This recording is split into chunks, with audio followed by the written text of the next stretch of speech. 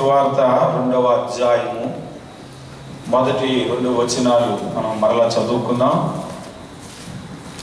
మత్తయి సువార్త, ఈ ఇయరంతా మత్తయి సువార్త, వచ్చే సంవత్సరం లూకా సువార్త. క్రిస్మస్కే ఓ 10 ఏళ్ళ వరకు క్రిస్మస్ సందేశాలు ఉన్నాయి నా దగ్గర, పర్వాలేదు. 2వ అధ్యాయము, రాజైన హేరోదు దినముల యందు యూదయ దేశపు బెత్లెహేములో యేసు పుట్టిన పిమ్మట ఇదిగో తూర్పు దేశపు జ్ఞానులు యెరూషలేమునకు వచ్చి, యూదుల రాజుగా పుట్టిన వాడెక్కడనున్నాడు? తూర్పు దిక్కున మేము ఆయన నక్షత్రమును చూచి ఆయనను పూజింపవచ్చితిమని చెప్పారు. సౌండ్ తగ్గించారు. మనం చదివినటువంటి లేఖనంలో మనం శ్రద్ధగా గమనిస్తే, యేసు ప్రభువును వెంబడించినటువంటి జ్ఞానులు, యేసు ప్రభువుని కలుసుకోవటానికి జ్ఞానులు వెళ్ళినట్లుగా మనం ధ్యానం చేస్తూ ఉన్నాం. ఈ జ్ఞానులు తూర్పు దేశపు జ్ఞానులంట. ఈ తూర్పు దేశపు జ్ఞానులని ఎందుకు అన్నాడు అనేది రాత్రి నేను బైబిల్ గ్రంథంలో నుంచి కొన్ని విషయాలు చెప్పాను. ప్రాముఖ్యముగా 1 రాజుల గ్రంథం 4వ అధ్యాయం 30వ వచనములో సొలొమోనుకి ఇచ్చిన జ్ఞానమును దేంతో పోల్చాడంటే, సొలొమోనుకు కలిగిన జ్ఞానము తూర్పు దేశపు జ్ఞానము కంటే జ్ఞానమైనదని అంటాడు. అంటే తూర్పు దేశములో జ్ఞానులు ఉన్నారు, దానికి మించిన జ్ఞానము సొలొమోను దగ్గర ఉంది. సొలొమోను యేసు ప్రభువుకి సాదృశ్యం, తెలుసు కదా. సొలొమోను, పరమ సొలొమోను మన యేసు ప్రభు.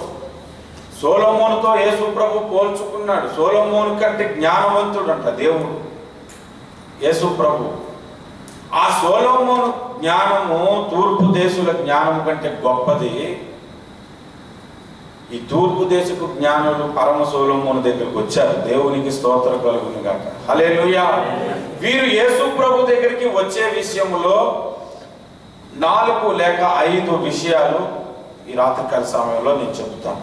ఈ జ్ఞానులు మనకి నేర్పించే పాఠం ఏమిటి? మొట్టమొదటిది, మీరు శ్రద్ధగా గమనించండి. మొట్టమొదటిది, జ్ఞానులు వేరే దేశము, యేసు ప్రభు పుట్టింది వేరే దేశము.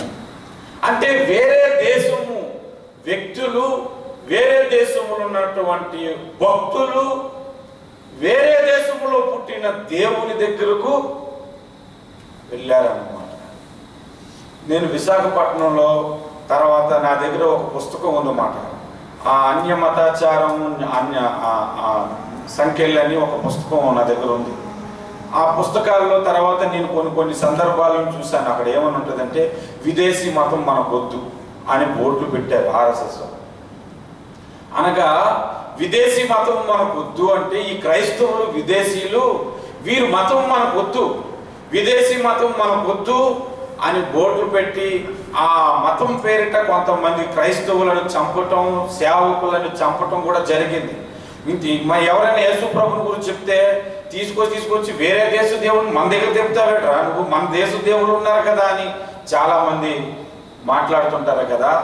అలాంటి వారందరికీ ఈ జ్ఞానుల గురించి ఒక మాట చెప్పవచ్చు. ఏంటంటే, వీరు వేరే దేశం అయినప్పటికీ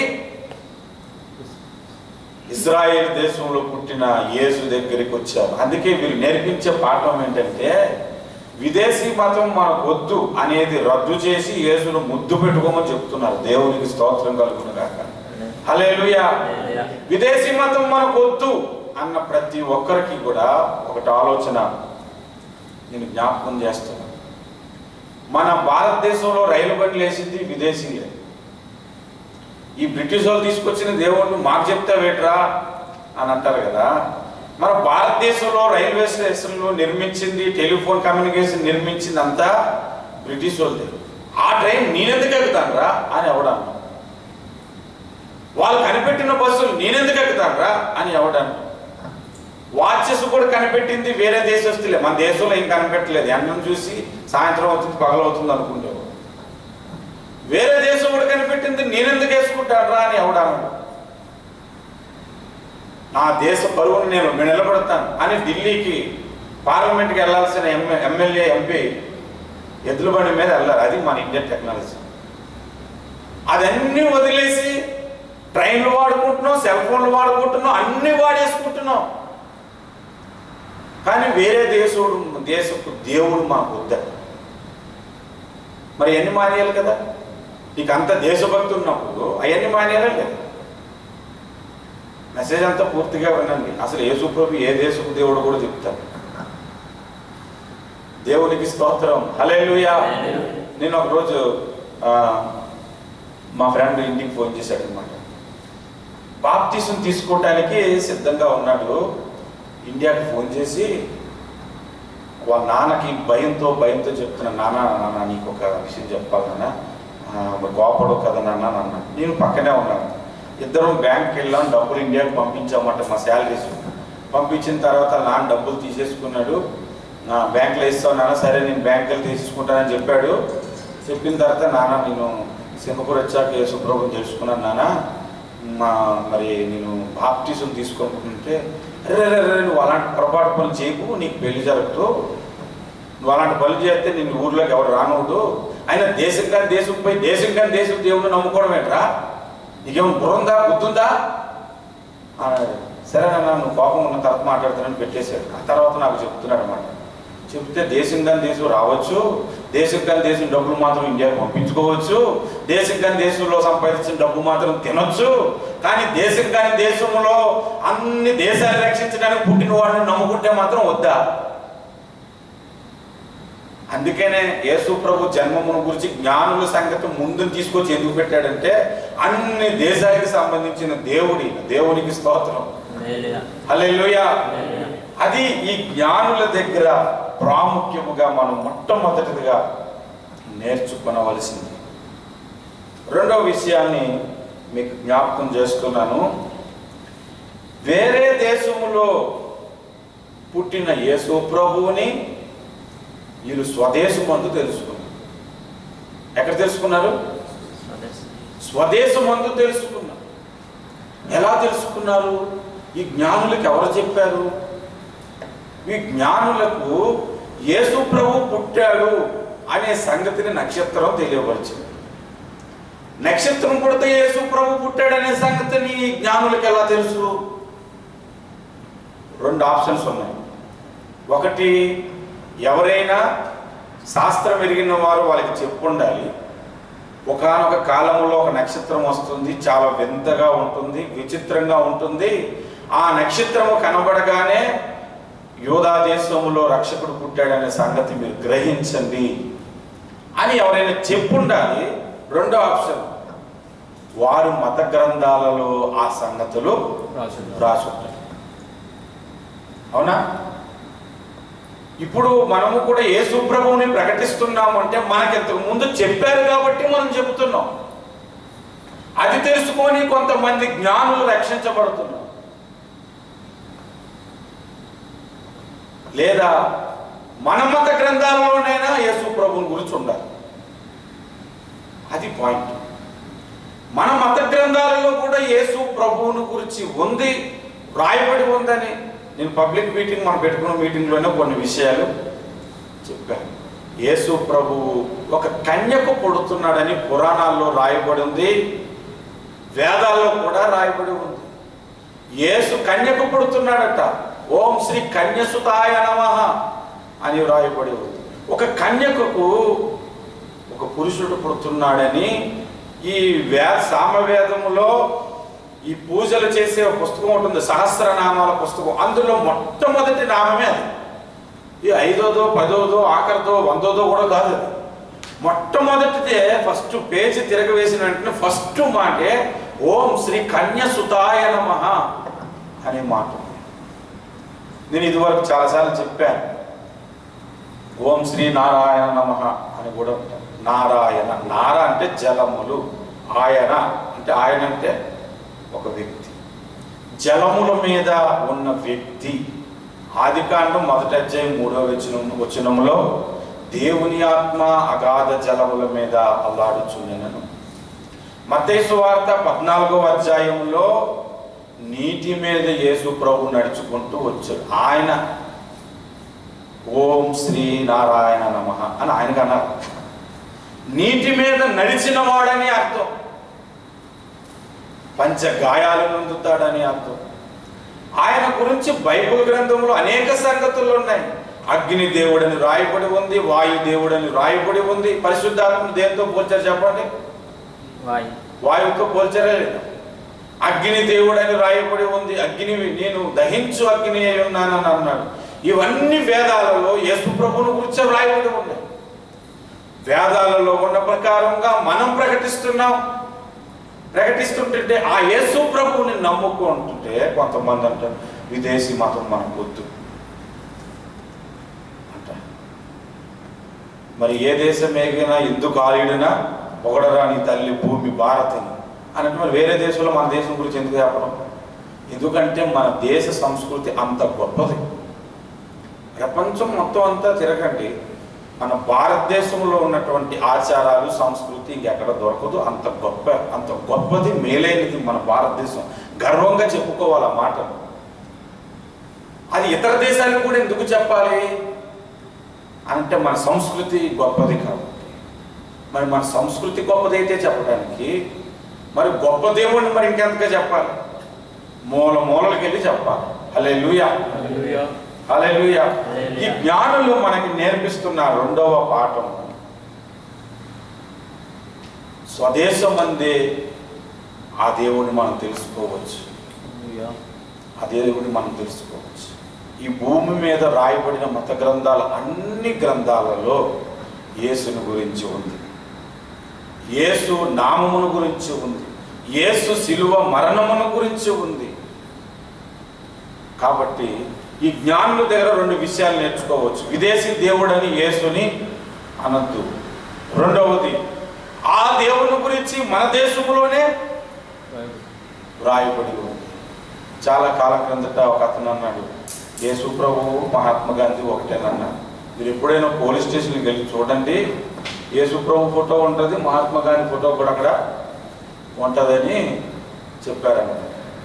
చెబితే మహాత్మా గాంధీ పుట్టక ముందు పుట్టబోతున్నాడని, మన భారతదేశానికి స్వతంత్రం రాబోతుందని ఎక్కడైనా రాసుందా? ఎక్కడే లేదు. ఆయన అయిపోయిన తర్వాత, ఆయన చనిపోయిన తర్వాత ఆ తర్వాత రాశారు తీరుగ్గా. కానీ యేసు పుట్టక ముందే పుడుతున్నాడని, ఎలా పుడుతున్నాడో ఎక్కడ పుడుతున్నాడో కూడా రాసేశారు, ఎలా జీవిస్తాడో రాసేశారు, ఎలా మరణిస్తాడో రాసేశారు, ఎలా తిరిగి లేస్తాడో రాసేశారు, ఎప్పుడు పుడతాడో ఏ కాలంలో పుడతాడో కూడా రాసేశారు. మరి ఆయన గొప్ప, ఈయన గొప్ప? యేసయ్య గొప్ప. హల్లెలూయా. మహాత్మా గాంధీ గురించి ఎవరు ముందే రాయలేదు, అలాంటి రోజు పుడతాడు, ఆ తర్వాత మహాత్ముడు అవుతాడు, మన భారతదేశానికి స్వాతంత్రం తెస్తాడని ఎక్కడ రాయబడలేదు. ఆయన మనిషి, మన యేసు ప్రభువు దైవ మనిషి. హల్లెలూయా. దైవ నరుడు మన యేసు ప్రభువు. దేవునికి స్తోత్రం. హల్లెలూయా.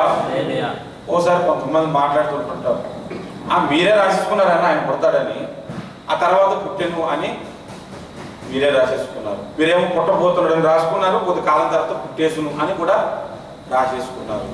అని అంటే మరి మన భారతదేశ వేదాల్లో కన్యక పుడతారని అక్కడ ఎందుకు రాసి ఉంది అంటే అది కూడా తప్ప కాదు కదా. అయితే అదేనో ఒప్పుకోవాలి, ఇదేనో ఒప్పుకోవాలి.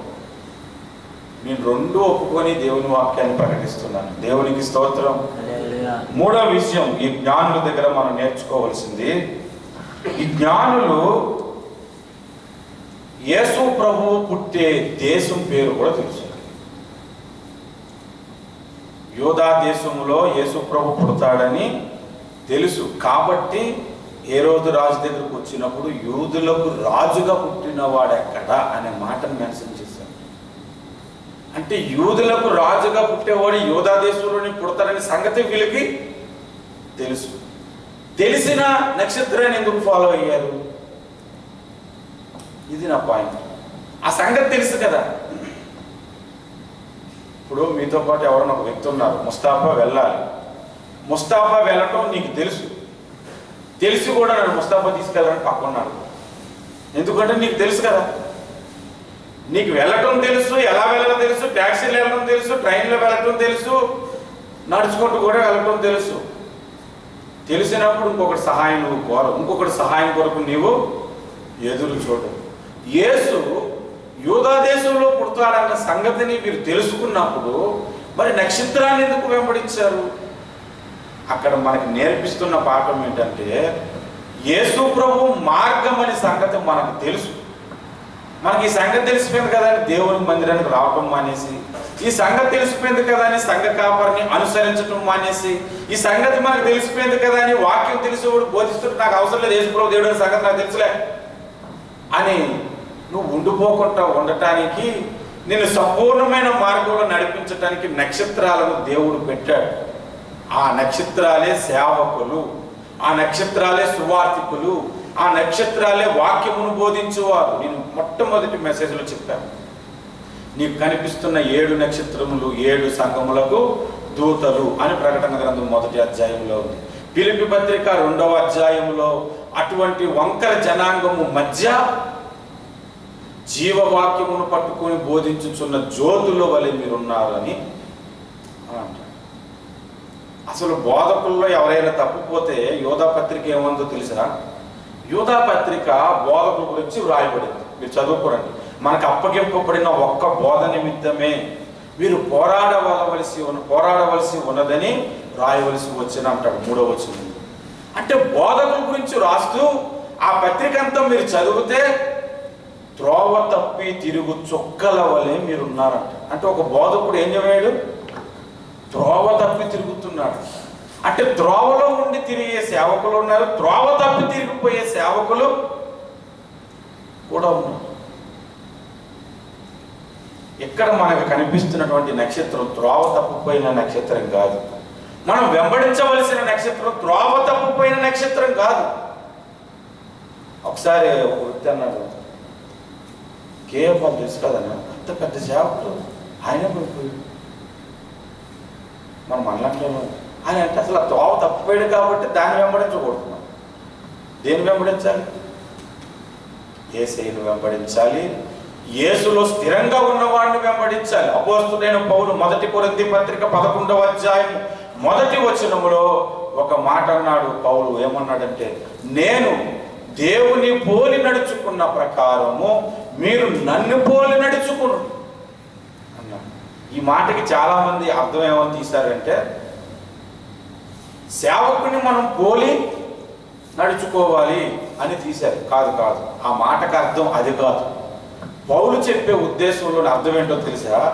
నేను దేవుని పోలి నడుచుకున్న ప్రకారం, అంటే నేను దేవుణ్ణి ఎలాగైతే స్తుతించి ఆరాధించి ఆయనలో ఉండి ఆయనలో జీవిస్తూ ఆయన పోలి ఎలా నడుచుకున్నానో నాలాగా మీరు కూడా దేవుణ్ణి ఫాలో అవ్వండి అని చెప్తున్నాడు. అంతేగా నన్ను ఫాలో అవ్వమని చెప్పలేదా?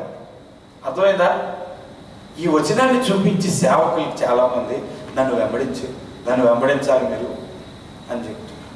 ఒకసారి సింగపూర్లోనే ఒక పెద్ద సభ జరుగుతుంది. నేను అనుకోకుండా వచ్చాను. వచ్చిన తర్వాత నా పక్కన కూర్చున్నాడు. ఆయన ఆ పాస్టర్గా ఫ్యాన్ అంటే నాకు తెలియదు. పక్కన కూర్చున్న తర్వాత సేవకులు వస్తున్నారు, మీరు కింద నుంచి చప్పట్లు కొట్టండి, విజల్స్ వేయండి అన్నాను. ఈ చప్పట్లు కొడుతూ ఆ పాస్టర్ గారు బైబిల్ పట్టుకొని పైకి వస్తుంటుంటే గట్టిగా విజల్స్ కూడా వేసేస్తున్నారు అన్నమాట. వేసి డబ్బు డబ్బు డబ్బు డబ్బు డబ్బు కూర్చి చప్పట్లు కొట్టేశారు. దుమ్ము రేసిపోయినట్టు. పైకి వచ్చిన తర్వాత ఆ సేవకుడు మైక్ పట్టుకొని సేవకుని గణపరచుట, దేవుణ్ణి గణపరచుట, దాన్ని చప్పట్లు కొట్టారని కొంతమంది మీ మీద కామెంట్ చేయొచ్చు, అది తప్పు కాదు అని చెప్పాడు. ఆ మాట చెప్పిన తర్వాత ఎవరో కొట్టలేక నా పక్కన మాత్రం ఒకడే కొట్టేశాడు. అప్పుడు కొట్టేస్తే మనోడి వైపు చూశాను. చాలా చక్కగా చెప్పారు కదన్నా, నిజమే అన్నాడు. నేను అన్నాను, మరి సేవకుని ఆరాధించుట, దేవుణ్ణి ఆరాధించుట అని అడిగాను. వచ్చేపు ఆలోచించాడు. మరి ఇంకెందుకు రోజు మీ పాస్టర్ గారికి నమస్కారం చేసి యేసు నామం అడుగుతున్నావు, మా పాస్టర్ గారి నామం అడుగుతున్నాను అడగచ్చు కదా. నాకు కొట్టకండి, దేవునికి కొట్టండి అని చెప్పాలి. చప్పట్లు సర్వజనులారా యెహోవాకు చప్పట్లు కొట్టుడు అన్నాడా?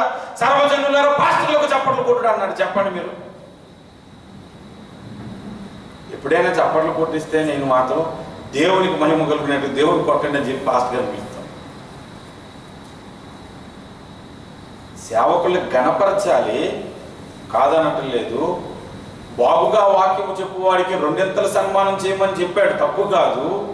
కానీ సేవకుడిని దేవుడి కంటే గొప్ప చేయకండి, సేవకుడిని దేవుడి కంటే మించి చేయకండి. రంజిత్ తోఫిర్ గారు 2005లో ఆయన మీటింగ్స్ నేను కెంటెక్ సెల్ గ్రూప్లో పెట్టినప్పుడు నేను ఒక వ్యక్తిని పెట్టాను, ఈ సర్వీస్ అంతా నడిపించి అయ్యగారికి వాక్యం రా, నేను అన్ని పనులు చూసుకుంటాను. ఆ మైక్ పట్టుకొని పాపం కుర్రోడు కదా, తెలియదు ఎలాగా ఇన్వైట్ చేయాలో పాస్టర్ గారిని. అయితే మన మధ్యన గొప్ప సేవకుడు, అద్భుతమైన సేవకుడు మన మధ్యలో ఉన్నాడు, ఆయన్ని వాక్యం చెప్పడానికి మేము ఇన్వైట్ చేస్తున్నాం అనేసి అనమాట. ఆ మైక్ తీసుకుని రంజిత్ తోఫిర్ గారు చక్కగా నవ్వుతూ ఒక మాట చెప్పారు, నేను గొప్ప సేవకుని కాదు బాబు, గొప్ప దేవుని సేవకుడి. దేవుని స్తోత్రం కలుగును. నేను గొప్ప సేవకుడిని కాదు, గొప్ప దేవుని సేవకుడిని నేను. అది మన నక్షత్రాలను వెంబడించాలి. ఎంతవరకు అంటే ఆయన క్రీస్తుల్లో ఉన్నంత వరకు. అది తొలగిపోతే అది వదిలేసి ఇంకో మంచి నక్షత్రం చూసుకోవాలి. ఆ పాఠం మనకి ఇక్కడ నేర్పిస్తూ ఇంకొక మాట కూడా మనం అక్కడ జ్ఞాపకం చేసుకుందాం. జ్ఞానులు యేసు ఎక్కడ పుడతారో తెలుసుకొని ఆయన దగ్గరికి వచ్చారంటే ఆ సంగతి కూడా వారి దేశంలోనే తెలుసుకున్నారు, యేసు ఎక్కడ పుడతారు.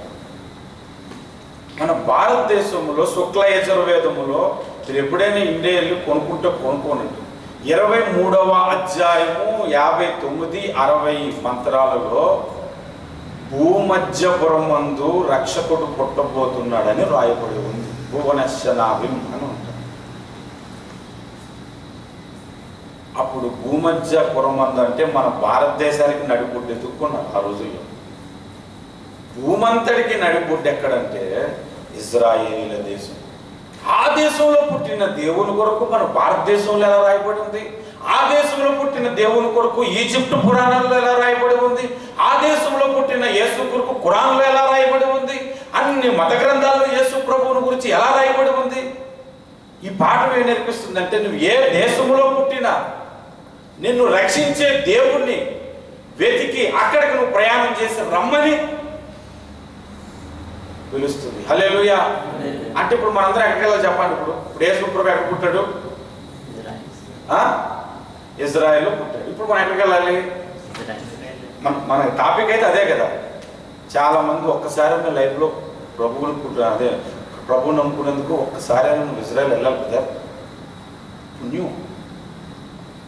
కొంతమంది ఈ మధ్య నేను ఫేస్బుక్లో చూశాను, ఇజ్రాయెల్ దేశం వెళ్ళి వచ్చినందుకు పెద్ద దండేసారు, ట్రైన్లో చప్పట్లు కొట్టేశారు, బోర్డులు పెట్టేశారు, తీసుకొచ్చి ఇంట్లో పెట్టారు.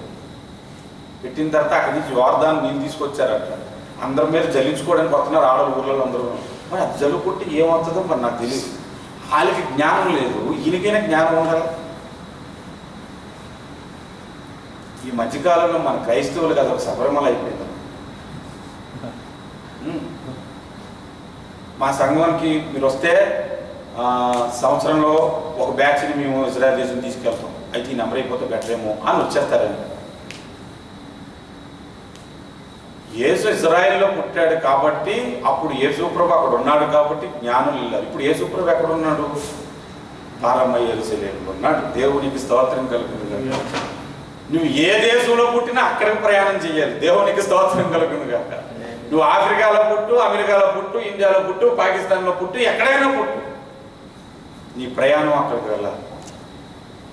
ఆ పాఠాన్ని ఈ జ్ఞానులు మనకి నేర్పిస్తున్నారు. దేవునికి స్తోత్రం. హల్లెలూయా.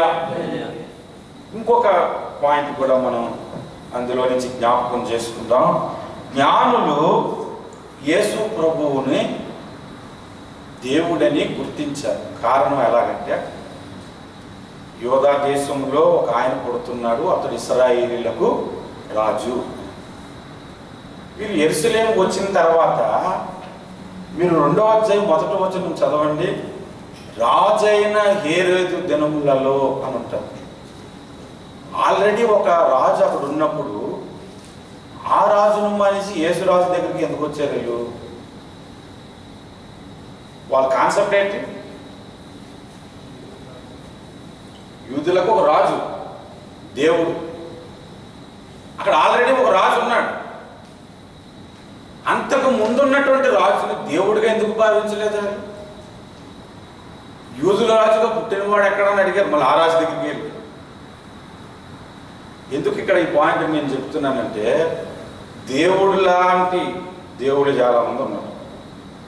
యేసు ప్రభువునని చెప్పుకొని చాలామంది అనేకులు నా పేరుట వస్తారు, నేను క్రీస్తుని చెప్పుకొని అనేకులు వస్తారట. నేను 2012 ప్రకటన గ్రంథం గురించి వాక్యం చెబుతున్నప్పుడు కెంటెక్ సెల్ గ్రూప్లో భీమిలిపట్నంలో ఒక పాస్టర్ గారు నేనే అత్యధినపు క్రీస్తుని, నేనే క్రీస్తుని నన్ను ఆరాధించండి అంటే ఆ ఊర్లో ఉన్న ఒక ఆమె పాలముకున్న బిందుని పాలు తీసుకొచ్చి ఎత్తుని పోసేసింది చర్చిలో. అది ఫోటోలు తీసేశారు, ఫోటోలు తీసి పేపర్లు వేసేసారు. నేను క్రీస్తుని చెప్పేసుకున్నాడు. నేను క్రీస్తుని చాలామంది చెప్పేసుకుంటున్నాను. క్రీస్తుని చెప్పుకొని అనేకులు వస్తారు. ఒకటే మనకు గుర్తుపెట్టుకోవాలి, శిలువలో మరణించిన యేసే నజరేయుడైన యేసు. కత్తిపోటుతో చనిపోతాడు ఒకడు, ఆడు మాత్రం కాదు. ఆ ప్రకటన గ్రంథం క్యాసెట్ వినండి. క్రీస్తు అని చెప్పుకొని వచ్చి కత్తిపోటుతో చనిపోతాడు. దానికి చావు దెబ్బ తగిలినట్టుండెను. చావు నుండి బ్రతికెను కనుక భూజనులందరూ వెంబడించిరి అని అన్నాడు. ఒక వ్యక్తిని క్రీస్తుని నమ్మించటానికి వాడుకున్న ఆధారం ఏంటంటే, వాడు యుద్ధములో చనిపోయి 3వ దినాన అందరి ముందు లేచి కూర్చుంటాడు. నేనే క్రీస్తుని చనిపోయి 3వ దినాన పునరుద్ధానం చెందానంటే భూజనులందరూ వాడికి తగిలిన దెబ్బను బట్టి వెంబడించారంట. ఆ పాయింట్ నోట్ చేసుకొని చదువుకోవాలి. 13వ అధ్యాయం ప్రకటన గ్రంథం. క్రీస్తుని చెప్పుకునేవారు వస్తారు, నేను దేవుడిని చెప్పుకునే వాళ్ళు వస్తారు. నిజమైన క్రీస్తు ఎవరు, నిజమైన రక్షకుడు ఎవరు అనేది గుర్తించి అక్కడికి మనం వెళ్ళాలి. హల్లెలూయా, హల్లెలూయా. ఆ పాఠాన్ని ఈ జ్ఞానులు మనకు నేర్పిస్తున్నారు. జ్ఞానులు అనే దాని మీద ఒక మాట చెప్తాను. మీరు అందరూ బైబిల్ గ్రంథం తెరిచి చూడండి. సామెతల గ్రంథము 1వ అధ్యాయము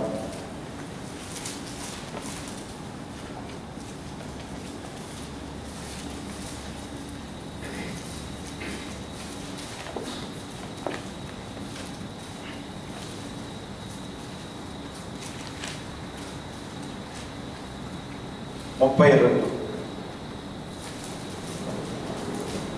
జ్ఞానము లేని వారు దేవుని విసర్జించి నాశనమగుదురు. ఎవరు నాశనం అవుతారు? జ్ఞానం లేని వారు. జ్ఞానము కలిగిన వారు దేవుణ్ణి వెతికెదరు. జ్ఞానము కలిగిన వారు ఏం చేస్తారు? దేవుణ్ణి వెతికెదరు. మీరు 2వ అధ్యాయం 1 నుండి 5 వరకు చదువుకుంటే, జ్ఞానముకై నీవు వెతికిన ఎడల, మీరు ఆలోచించుకోండి. నేను జ్ఞానం గలవాడనా, జ్ఞానం లేనివాడనా? నేను జ్ఞానం గలవాడనైతే దేవుడెవరు, నిజమైన దేవుడెవరు, ఎవరి వలన నాకు ఆ స్వర్గలోకము దొరుకుతుంది, ఆ పరలోక రాజ్యము నేను స్వతంత్రించుకొనగలను అనేది పరీక్షించి దాన్ని వెంబడిస్తాడు, దానిని అనుసరిస్తాడు. ప్రతిదీ దేవుడని నమ్మను. బైబిల్లో ఉంది, జ్ఞానము లేనివాడు ప్రతి మాటను నమ్మను. ప్రతి మాటను నమ్ముతున్నాడంటే జ్ఞానము లేనివాడు ప్రతి మాటను నమ్ముతాడు. జ్ఞానము కలిగిన వాడు చక్కగా కరెక్ట్గా నమ్ముతారు. యేసు ప్రభు సిలువలో మరణించిన తర్వాత ఆయనని అరిమతయి యోసేపు సమాధిలో పెట్టారు. ఒక పెద్ద బండ ఒకటి పెట్టారు. అప్పుడు ఇశ్రాయేలీల్లో కొంతమంది ప్రధాన యాజకులు పెద్దలందరూ కలిసి మీటింగ్ పెట్టుకున్నారు. ఆ యేసు బ్రతికుండేటప్పుడు చనిపోతాను, 3వ దినాన్ని నేను లేస్తాను అని చెప్పారు. కాబట్టి యేసు ప్రభు శిష్యులు వచ్చి ఆయన బాడీ ఎత్తుకెళ్ళిపోయి 3వ దినాన్ని లేస్తారు అని చెప్పే అవకాశం ఉంది అని చెబితే, ఆ సమాధికి కావలా కాయటానికి 64 సైనికులు వచ్చారు. మీరు ఇదంతా చదవండి. 64 అనే సంఖ్య నేను ఎందుకన్నా మీకు అర్థమవుతుంది. 64 మంది చుట్టూ కావలి కాస్తున్నారు. ఆదివారం తెల్లవారిపోతుంది. ఆ సమాధిలోంచి గొప్ప వెలుగోడు కనిపించింది. బండోడు దొరికిపోయింది. వెలుగు చూడగా ఒకరు కడుక్కోరు.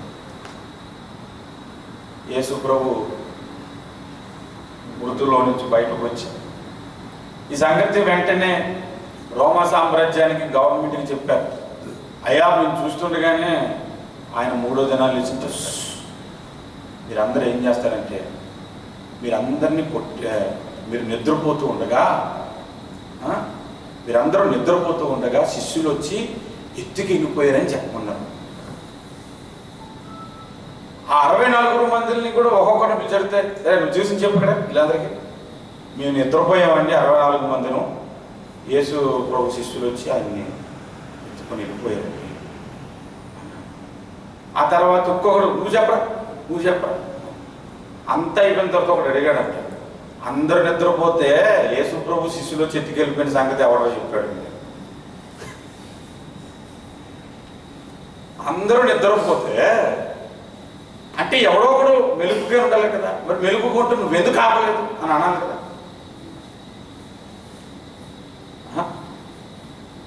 ఆ మాట చాలా మంది జ్ఞానం లేని ఆ రోజుల్లో నమ్మేశారు.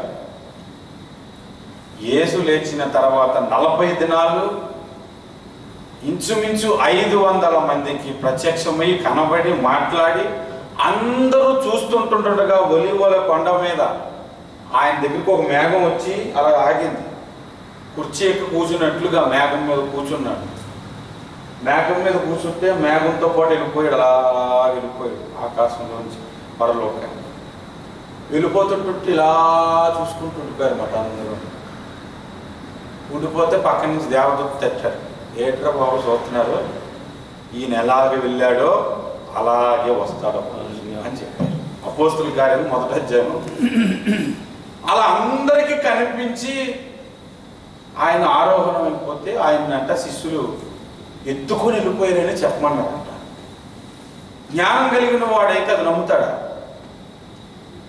నమ్మడు. జ్ఞానం లేనివాడే అది నమ్ముతాడు. అందుకే అంటున్నాను, జ్ఞానము కలిగిన వాడికి దేవుడు ఎవరో తెలిసిపోతుంది. జ్ఞానము కలిగిన వాడికి సత్యమేంటో తెలిసిపోతుంది. జ్ఞానము కలిగిన వాడు సత్యాన్ని వెంబడిస్తాడు.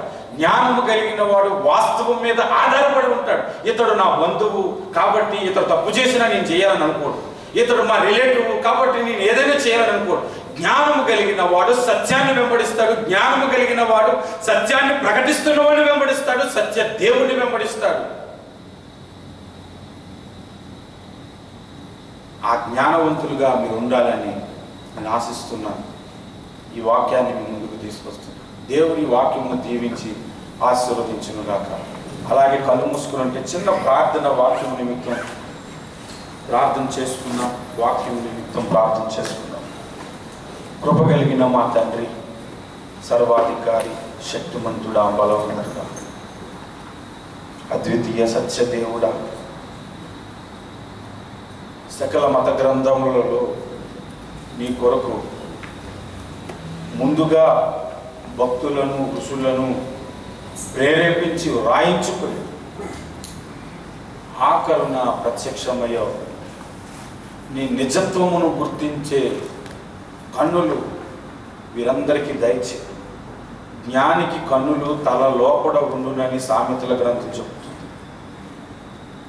వీరి తల లోపడి కన్నులు ఎత్తి నిన్ను చూచినట్లుగా కృప చూపండి. నీ వాక్యములో ఆశ్చర్యకరమైన సంగతులు ఉన్నాయంట.